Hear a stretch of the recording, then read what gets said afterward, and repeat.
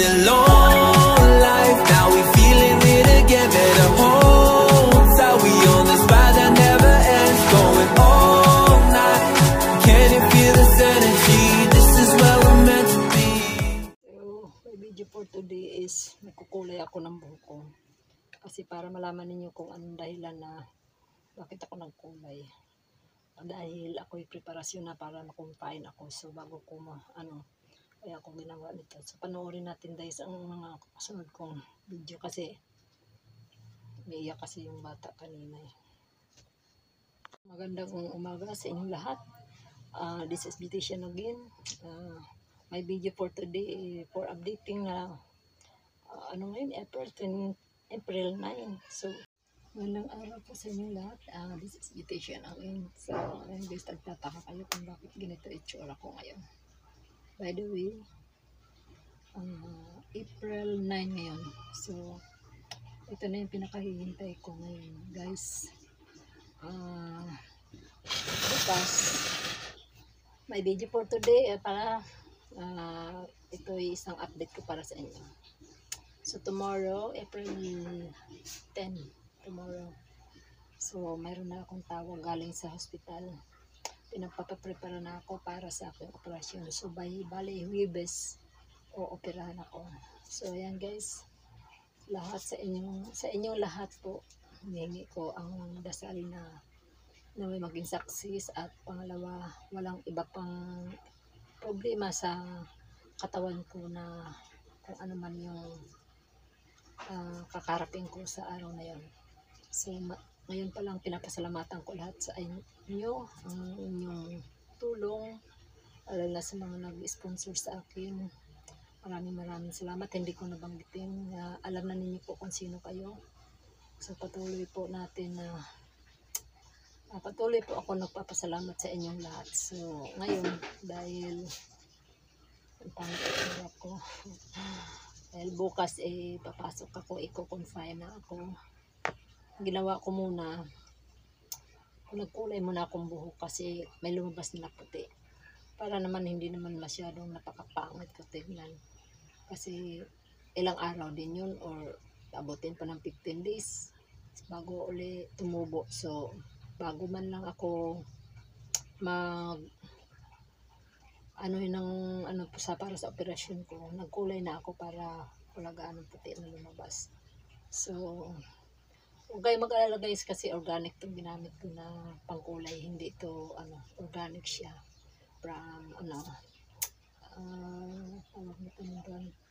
Brazilian,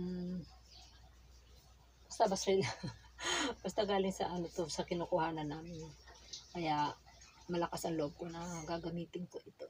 So, by the way guys, abangan ninyo yung aking paglabas sa hospital. I-update ko rin kayo. Ngayon pa lang pinapasalamatan ko lahat ang mga nag-sponsor para sa akin. Maraming salamat. Maring Len, Amazing Yag Channel, Mami Chacha, Tita Lani, mayroon pa yun hindi ko kasi wala dito yung kodigo ko eh. So, sa lahat ng Team Lintik, maraming salamat. Maring Norms, si Rick and Cherry, sa aking kaibigan na nasa ibang lugar din, na walang iba kundi si Myra Fernandez. Ganon din si Hyla. Thank you Hyla, magkita pa rin tayo. Hintayin mo ang pagaling ko.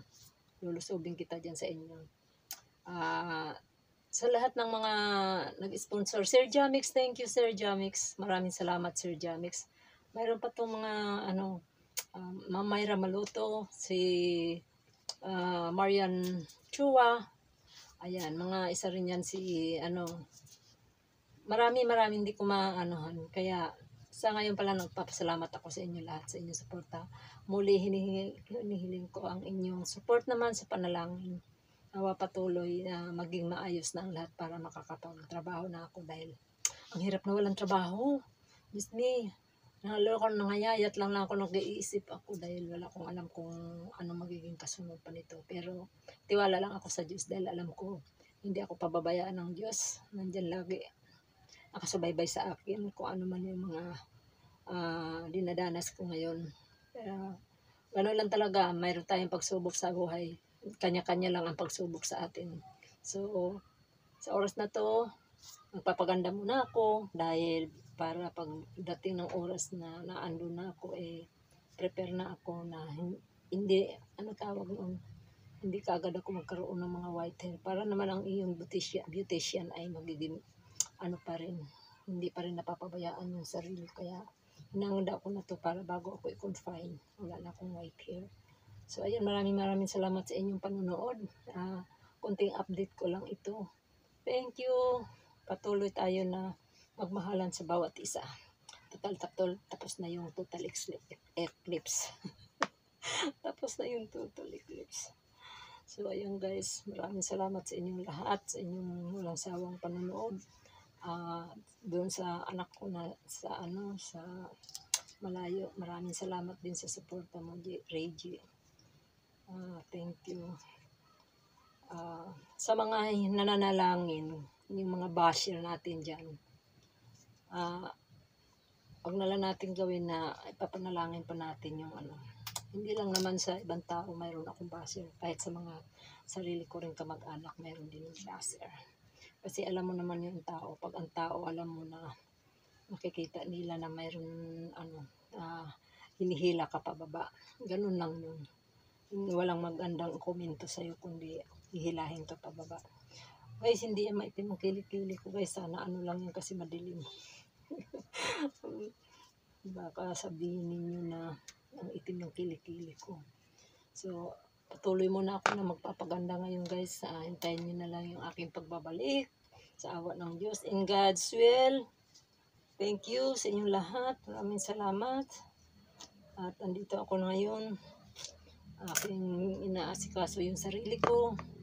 Kasi pag oras na magpapagaling, siyempre hindi naman kaagad ako makakapag-kulay dahil alam niyo na, bawal muna yung mga Pero sa ngayon kasi dahil ito, organic naman to ang ginamit ko na pangkulay. So, no problem. Keraban Brazilian, ayan, shout out. Hindi ako Keraban, ginagamit ko. Keraban Brazilian. Yan, alam na, sa mga nakakaalam sa product na yan, maganda po yan. Kaya hindi ako nagpo-promote. So, tiwala ako sa mga product nila dahil isa yan sa mga ginagamit namin sa Alpha Part. Thank you. Maraming salamat.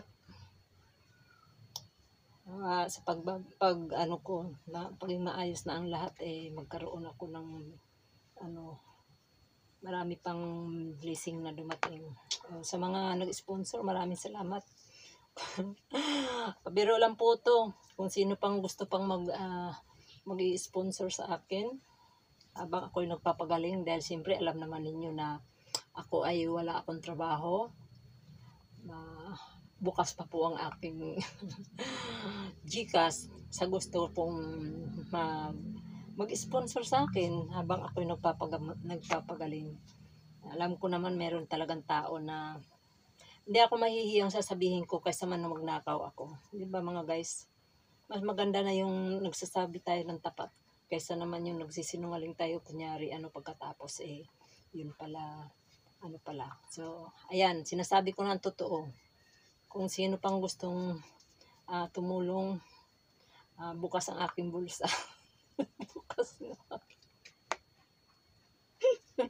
Natatawa ako. Bukas pa ang aking bulsa, guys. Bukas ang aking GCash. Binibiro, dinadaan ko lang po yun dinadaan ko lang po sa tawa, pero alam nyo, nahihiya din naman talaga ako. Pero, mas mainam na daw yung nagsasabi ka ng totoo, kaysa naman yung walang-wala ka na, kumukulo na yung tiyan mo, sasabihin mo pang busog ka. Kaya sinabi ko na lang ang totoo sa inyo. Kung sinong gustong magdo-donate sa akin, ayan, bukas po ang aking GCash para sa tulong ninyo. Habang ako ay magpapagaling, hinihingi ko ang inyong suporta bilang tulong sa habang ako nakatambay, bahala na ang Diyos ang magbabalik sa inyo. So, maraming salamat sa inyong lahat. Thank you sa walang sawang suporta sa aking channel. Patuloy lang po ninyo na dandaanan ninyo yung channel ko dahil isa rin yan sa inaasahan ko na magiging dagdag income ko kung ako may sumahod. Yan. Maraming salamat kasi nakatulong din yan sa akin na bago ako sa lahat ng yung mga laboratory ko. Ayun, insakto lang din po na sumahod ako nung November. Ayan, may